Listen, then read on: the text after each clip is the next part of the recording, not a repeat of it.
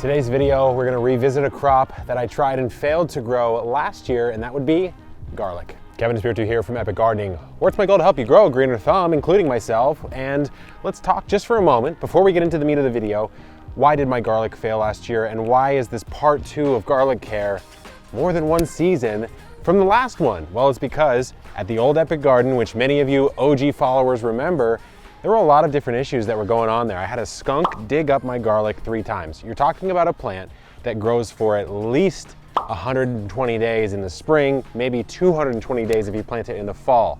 If you have something dig that up, you're not long for this world, and neither are your garlic bulbs. I had a skunk dig it up 3 different times in my old garden. So this one behind me here, nothing's dug it up. We're past the point that I got to in the last garlic grow, so we're here to talk today about garlic care from after the clove sprouts up until the point where skeeps start to form if you're growing hardneck, or you need to think about harvesting and storing and using that garlic. So it's that middle part. So cultivate that like button, and I will personally bless you with a botanical enchantment for your garlic so it will become 10% larger in bulb size. We want big bulbs, and let's get into the video.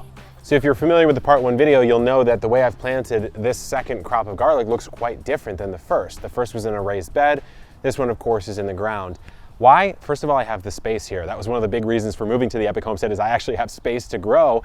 But number 2, I wanted to experiment with a deeper mulch and a deeper burial method that I felt might work better in the ground. So what I did, I have 10 varieties of garlic, 9 are hard neck, 1 is soft neck. Now in a warm zone, you typically do want to grow a soft neck garlic. They're more suited and they perform better. So why am I growing 9 hard neck varieties? Number 1, I want to taste garlic scapes. I want to grow garlic scapes.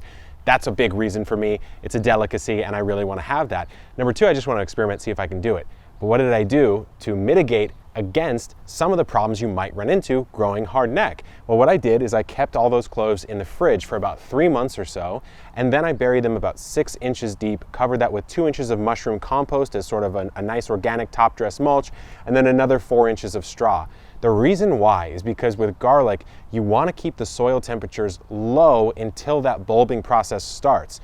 Here in San Diego Zone 10B, the soil temperatures can get pretty warm. I threw a soil thermometer in the ground over there just to check. It's about maybe 8 inches down or so, and we're looking at about 60 degrees Fahrenheit, 15.5 Celsius. So I know that this mulching, I would call it like a double mulch and a deep bury method, seems to be working pretty well for my climate. But we need to get into what you do at this point of their growth.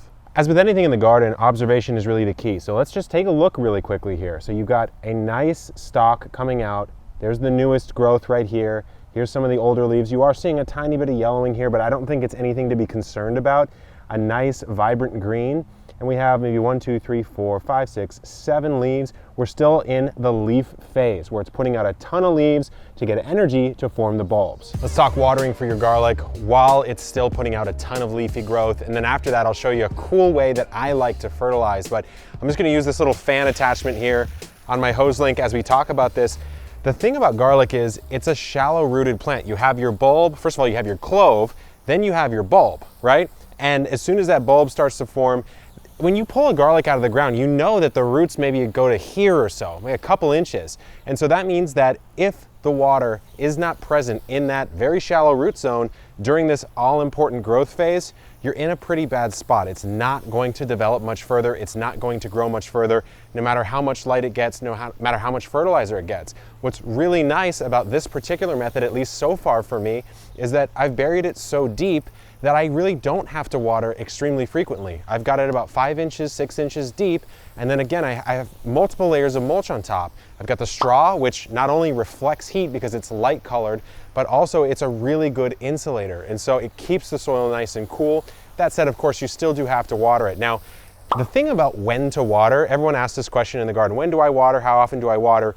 The real answer is when the plant needs it. I do have a full video on watering mistakes that you might be making.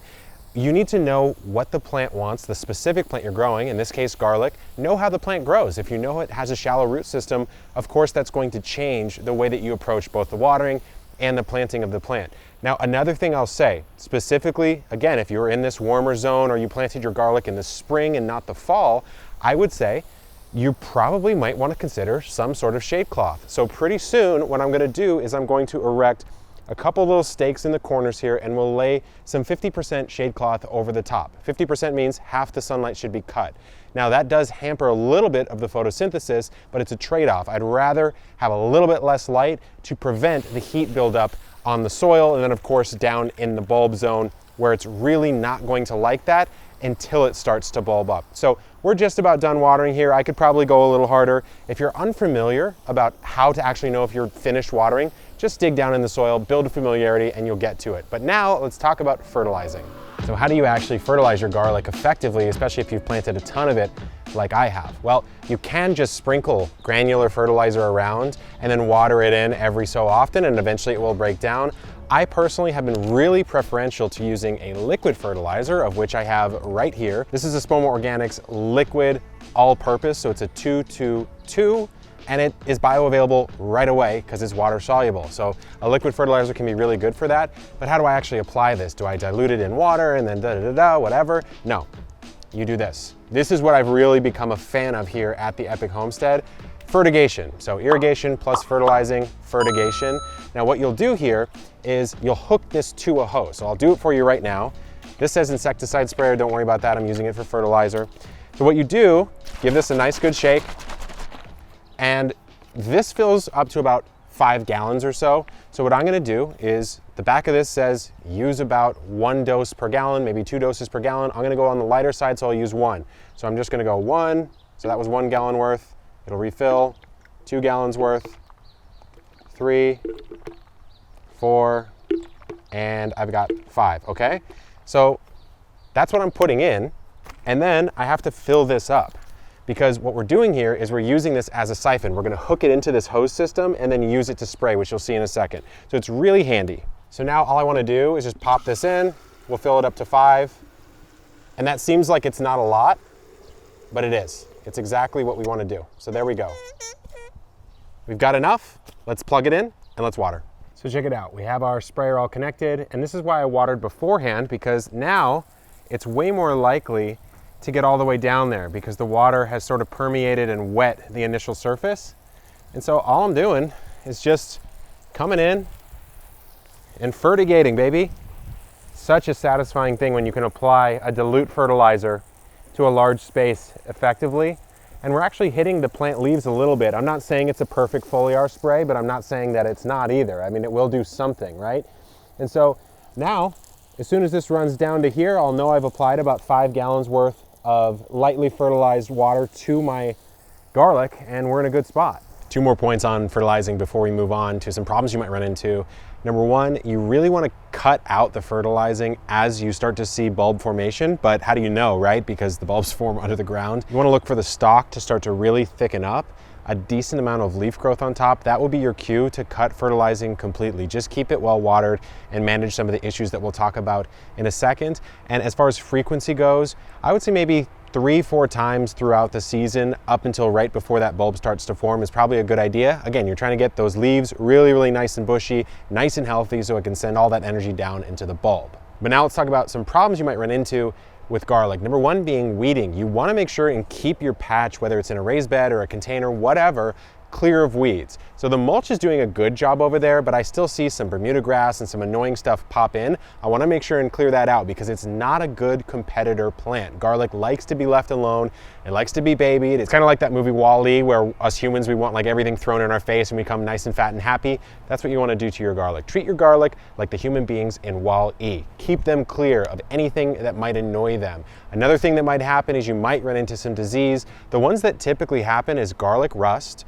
That is a fungal disease. You might just have to cut it away. You could maybe hit it with an organic copper fungicide, but generally by the time it's there, it's there. So you can cut that leaf off. The bulb itself won't even be affected at all. You can eat the bulb might be smaller because the leaves are dying, but it's not a big deal. You may also run into powdery mildew, but that's gonna be if the conditions are right. Late summer is a perfect time for powdery mildew to show up. Overcast spring days, perfect time for powdery mildew to show up. So keep an eye on it, maybe keep circulation of air high, that kind of thing. But again, powdery mildew just happens in the garden. You can't do everything in your power to prevent it.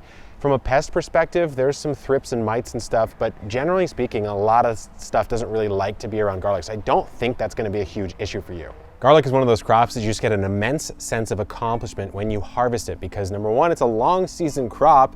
A lot of things can go wrong. You guys know the skunk decimated my crop at the old Epic Garden.